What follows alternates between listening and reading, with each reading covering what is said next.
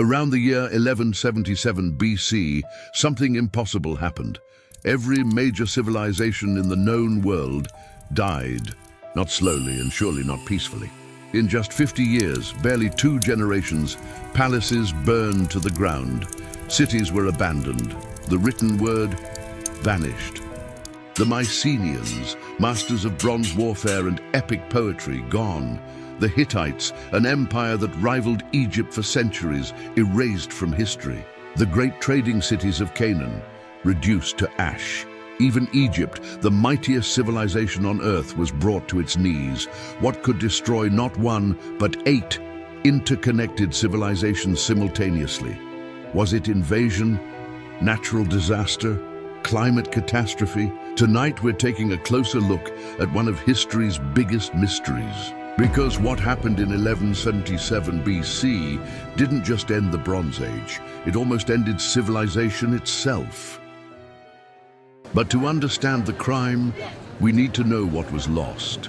Imagine a world more interconnected than you might think possible for 3,200 years ago. A world where empires spoke to each other as equals, where trade routes stretched from Afghanistan to Greece, from Egypt to Anatolia. The late Bronze Age, roughly 1500 to 1200 BC, was humanity's first truly globalized civilization. In 1982, archaeologists discovered a shipwreck off the coast of Turkey. One ship, dating to around 1320 BC, and on that single vessel they found copper from Cyprus, tin from Afghanistan, ivory from Africa, gold from Egypt, cedar wood from Lebanon, glass from Mesopotamia, weapons and tools from Greece. One ship, 10 different civilizations. The Amarna letters, diplomatic correspondence found in Egypt, reveal something extraordinary. These weren't just trade documents. They were letters between kings who called each other brother. Marriages were arranged between royal families. Gifts were exchanged. Disputes were mediated. The Bronze Age wasn't just about bronze, it was about connection. Egypt needed timber and tin. The Hittites needed grain. The Mycenaeans needed copper. Canaan was the middleman. Assyria and Babylon managed the eastern routes. Everyone needed everyone else. And for 300 years it worked.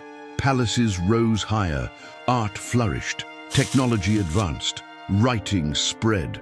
This was the world that gave us the Iliad's heroes, Achilles, Agamemnon, the Trojan War itself, the first international diplomacy. The alphabet that you're reading right now developed in Canaan during this era, but interconnection is a double-edged sword. When everything is connected, everything can fall together. Around 1225 BC, the letters started changing. No longer about trade deals and royal weddings. Now they were desperate, panicked, begging for help. One letter from the king of Ugarit, a major port city, reads, "My father, the enemy ships are already here. They have set fire to my towns and have done very great damage in the country. My father, did you not know that all my troops are stationed in the Hittite country?" Another letter was found still in the oven, being baked into clay. The city burned before they could even finish it. That letter was never sent. The king who wrote it was likely dead within hours. And then the killing began. Let's catalogue the victims. 5 great powers, dozens of cities, millions of lives. The Mycenaeans, the Greeks of legend, the civilization that would inspire Homer's epics. They built massive palaces with walls so thick, later Greeks thought giants built them. They had a written language, Linear B, used to record everything from military campaigns to trade inventories. They were master sailors, fierce warriors, and sophisticated administrators. Around 1200 BC, their palaces burned. Mycenae, Pylos, Tiryns. Thebes was destroyed and rebuilt multiple times before finally succumbing. In Pylos, archaeologists found tablets describing watchers guarding the coasts. They were expecting something. They were preparing for an attack. It didn't help. The city burned so hot that the clay tablets, which weren't meant to survive, were accidentally baked, preserving them for us to find 3,200 years later. The final administrative records of a dying civilization. After the collapse, Linear B, the written language, vanished. Greece wouldn't have writing again for 400 years. The Greek Dark Ages had begun. The Hittite Empire controlled Anatolia, modern Turkey, and rivaled Egypt for supremacy in the Near East. They were master metallurgists, pioneers of ironworking, and formidable warriors with chariot armies that could crush Egyptian forces. Their capital, Hattusa, was among the most impressive cities of the age. Massive stone walls, elaborate temples, archives filled with thousands of tablets documenting treaties, laws, and royal decrees. Around 1200 BC, the city was systematically abandoned, not destroyed by external attack, abandoned. The population simply left. The empire fragmented, the royal line ended. The Hittites, who had been a great power for 400 years, ceased to exist. So completely were they erased that by Roman times, no one remembered they had ever existed. We only rediscovered them in the 20th century. An entire empire, forgotten by history. Egypt didn't fall, not completely, but it came terrifyingly close. This was Egypt at its peak, the new kingdom, the age of Rameses the Great, builder of monuments that still stand today. Egypt controlled territory from Nubia to Syria. Its armies were unstoppable. Its wealth was legendary. In 1177 BC, Pharaoh Rameses III faced an invasion unlike anything Egypt had seen. His temple walls at Medinet Habu depict the battle. Enemy ships, fierce naval combat, foreign warriors with families and cattle in tow. He won, but the price of that victory would haunt him forever. The costs drained Egypt's treasury. Its empire fragmented. Within a generation, the new kingdom began its decline. The third intermediate period, a time of division and weakness, would follow. Egypt survived. But the Egypt that emerged from 1177 BC was a shadow of what came before. The cities of Canaan, the Levant, the crossroads of the ancient world, were the middlemen of Bronze Age trade. Ugarit was a major port. Megiddo controlled trade routes. These were wealthy cities, cosmopolitan, multilingual. Ugarit was burned to the ground. Archaeological evidence shows the destruction was sudden and total. The city was never rebuilt. We found the last desperate letters in the ruins. Megiddo faced similar devastation. Some sites show minimal damage, but total abandonment. The people just left. The Canaanite civilization was shattered. In its place would emerge new peoples, including the Philistines and eventually the Israelites. Further east, the pattern continued. The Kassites in Babylon faced pressure. The Middle Assyrian Empire contracted. These civilizations survived in weakened form, but their influence diminished dramatically. The entire interconnected system, from Greece to Mesopotamia, was fragmenting. In total, dozens of major cities were destroyed or abandoned. Trade routes collapsed, literacy rates plummeted, population declined dramatically. In some regions, up to 90% of settlements disappeared. The Bronze Age, humanity's first great globalized age, was dying. But who or what killed it? Let's start with the most famous theory, the one that dominated archaeology for over a century, the Sea Peoples. In Egyptian records, particularly on the walls of Rameses III's mortuary temple, we find descriptions of mysterious invaders. They called them peoples of the sea, raiders who came in ships, attacking Egypt's coasts and territories. The pharaoh lists their names: the Peliset, the Checker, the Shekelesh, the Sherden, the Deni and the Weshesh. 9 different groups, coalition warfare, and they nearly destroyed Egypt. Archaeologists have found evidence of these peoples across the Mediterranean, a particular type of sword, the Naue type, originating possibly in Italy or the Balkans, distinctive pottery called barbarian ware, new styles of weapons and tools. Some identifications seem clear. The Peliset likely became the Philistines, settling in coastal Canaan and giving their name to Palestine. The Sherden may have come from Sardinia, or gave Sardinia its name. The Denian might be the Danans, Homer's term for Greeks. But here's the problem. We don't actually know who they were. Were they invaders from the west? Italy, Sicily, Sardinia, moving east? Were they displaced refugees from the Aegean and Anatolia fleeing from something else? Were they pirates and mercenaries taking advantage of chaos? The Egyptian reliefs show them arriving with families, children, cattle, ox carts, the possessions of refugees, not raiders. They weren't just attacking, they were migrating, fleeing, desperate. Modern scholar Eric Klein puts it this way: the sea peoples are the big boogeymen of the Bronze Age collapse. I do think they're part of it, but not the sole reason. I believe they're as much a symptom of the collapse as they were a cause. Think about it. Cities across the Mediterranean were burning. If you're a coastal population and your city is collapsing, your crops are failing, what do? You get in a boat. You move. You look for somewhere, anywhere, that's still stable. So the sea peoples become a domino in the chain. Maybe they destroyed Ugarit, but what made them move in the first place? And why were so many inland cities, far from any sea raiders, also destroyed? The Hittite capital, Hattusa, is hundreds of miles inland. The sea peoples didn't go there, so what killed the Hittite Empire? The sea peoples are part of the story, but they're not the whole story. Verdict on suspect 1, accomplice, not mastermind. So if the sea peoples didn't do it alone, what else was happening? In 2014, scientists from Israel and Germany analyzed core samples from the Sea of Galilee.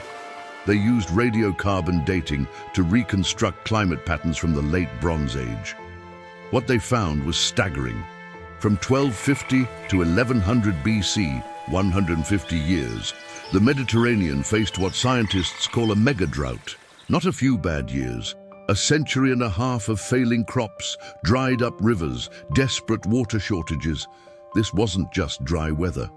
Pollen analysis shows large trees and plants dying off, replaced by smaller desert vegetation. The land itself was changing. Egypt and Babylon, with their massive rivers, the Nile, the Tigris, the Euphrates, could survive. They had irrigation systems built over millennia. But everyone else? A letter from Egyptian records mentions sending grain ships to Quetta, the Hittite lands. Egypt was feeding its rival because the alternative was watching the Hittite Empire collapse into famine. Another text from Ugarit mentions devastating drought. Crops failing, people starving. When people starve, they move. When they can't move, they fight. When neighboring cities have food and yours doesn't, you raid or you die. Suddenly the sea peoples make more sense. They weren't conquerors, they were climate refugees. Drought in Anatolia pushes populations west and south. Drought in the Balkans pushes populations east and south. Everyone converges on the remaining stable areas. Egypt, the Levantine coast, Cyprus. But those regions can't support millions of refugees. So conflict erupts, cities burn, trade collapses. And here's where the interconnection becomes fatal. Bronze Age trade required stability.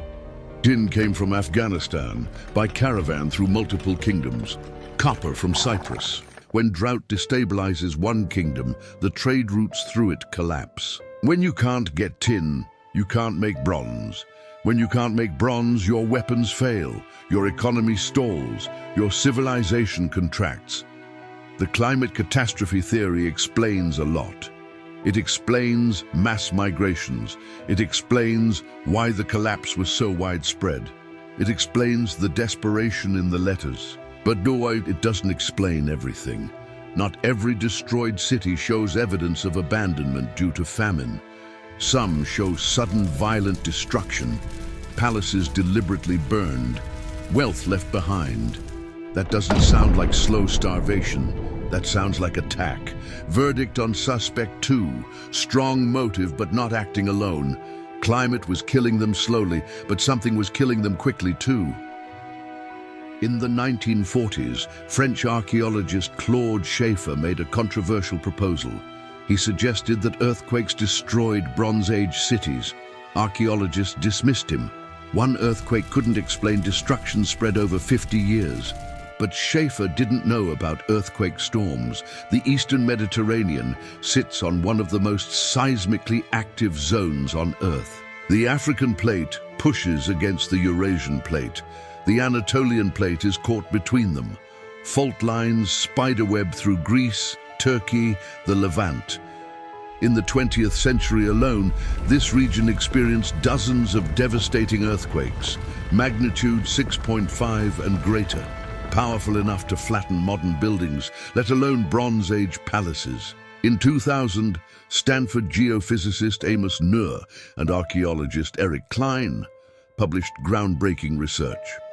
They overlaid a map of Bronze Age destruction sites with a map of 20th century earthquake damage zones. The correlation was striking. Virtually every destroyed late Bronze Age site fell within high-risk earthquake zones. But here's what makes it terrifying. Earthquakes don't happen in isolation. They trigger each other. When one section of a fault line ruptures, it increases stress on adjacent sections. One quake triggers another, then another, cascading through a region over years or decades. An earthquake storm. Nuhr proposed that between 1225 and 1175 BC, that same 50-year window, the Mediterranean was hit by a sustained earthquake storm. Not one quake, dozens, major ones. Repeated shocks that progressively destroyed infrastructure, weakened walls, killed people, shattered governments. The evidence is compelling. At Mycenae, they found crushed bodies in collapsed buildings, the signature of earthquake. At Troy 6, massive walls were toppled. At Tyrann's, similar destruction. But here's where it gets sinister. An earthquake doesn't just kill people, it destroys defenses. Those massive walls protecting Bronze Age cities, suddenly full of gaps. Guard towers collapsed, gates shattered. A city weakened by earthquake is a city vulnerable to attack. So you have populations displaced by drought, migrating in desperate search of resources. They encounter cities, wealthy cities with food stores and water. But those cities' walls were just destroyed by earthquake. What happens next isn't hard to imagine. Earthquake, drought, migration, attack, one feeds into another. The earthquake doesn't need to destroy every city. It just needs to weaken them enough that raiders finish the job. This explains the mixed evidence.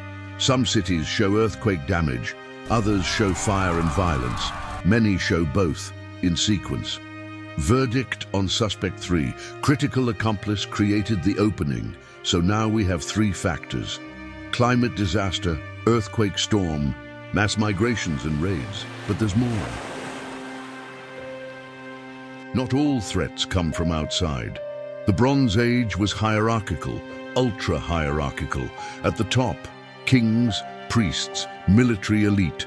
Below them, administrators, artisans, merchants. At the bottom, farmers, laborers, slaves. The palace economy controlled everything.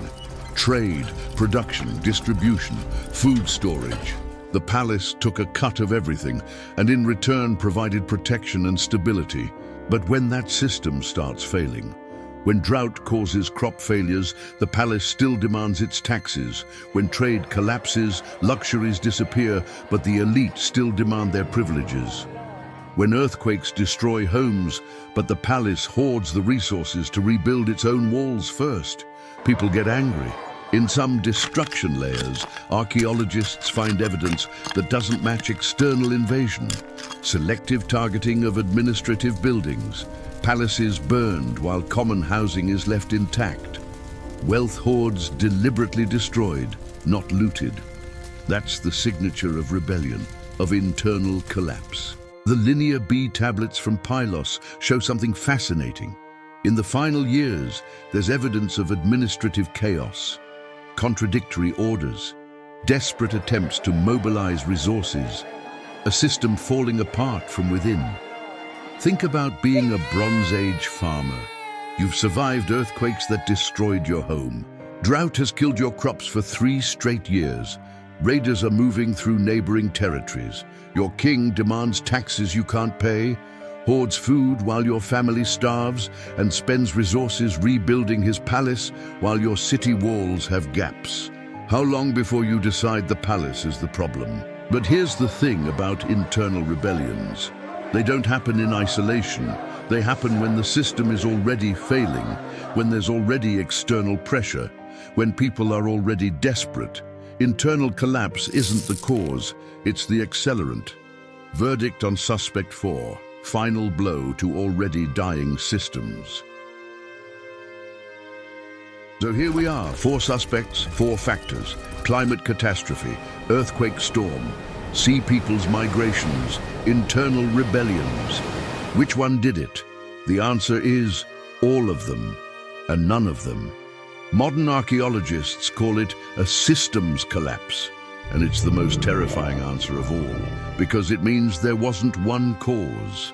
There was a perfect storm of catastrophes, each amplifying the others, creating a cascading failure that no individual Bronze Age civilization could survive. Here's how it worked. The mega drought begins. Crop failures, water shortages. Famine starts in regions without major rivers. Populations begin to feel pressure. Trade starts to strain as kingdoms prioritize their own survival. Massive earthquakes begin ripping through the region. Palaces damaged, walls weakened, cities destroyed, survivors traumatized. Bronze Age civilization could have survived this. They'd survived earthquakes before. The problem is the earthquake doesn't happen in isolation. It happens during a drought, when kingdoms are already weakened, already desperate. Populations in the worst affected areas, Anatolia, the Balkans, the Aegean, have no choice. They can't stay. Their crops are dead. Their cities are rubble. So they move. Millions of people, over decades, moving south and east, looking for anywhere that's still functioning. They encounter other struggling civilizations. Sometimes they integrate. Sometimes they trade. Sometimes they raid. Often they fight. These are the sea peoples, not a unified invasion force, a migration crisis triggered by environmental collapse. The trade routes that held everything together, gone. Afghan tin can't reach Cyprus because the caravan routes cross war zones. Cypriot copper can't reach Greece because piracy makes shipping impossible. Egyptian grain can't reach the Hittites because Egypt needs it for its own wars. Without trade, Bronze Age civilization can't function. Bronze requires tin and copper, neither found in most places naturally. No trade, no bronze, no weapons, no tools, no economic foundation. And here's where it becomes a true systems collapse. Drought causes famine. Famine causes migration. Migration causes conflict. Conflict disrupts trade. Disrupted trade causes economic collapse. Economic collapse causes internal rebellion. Rebellion causes political collapse. Political collapse prevents organized response to the next earthquake or the next drought. Each disaster makes the next disaster worse. And there's no recovery time, no breathing room. The Bronze Age civilizations were like 8 people standing in a circle, all holding each other up. When one falls, it pulls down the next, which pulls down the next, which pulls down the next. That's a systems collapse. And here's what should terrify us. It could happen again. Our world is more interconnected than the Bronze Age ever was. Global trade, international finance, digital infrastructure, climate change, cyber warfare, pandemic disease, economic inequality, mass migration, political instability. What if they all hit at once? What if, like the Bronze Age, we face not one crisis, but a perfect storm of crises, each amplifying the others? The Bronze Age collapse teaches us that no civilization, no matter how advanced, how wealthy, how powerful, is invulnerable. When the collapse finally ended, around 1150 BC, the damage was catastrophic.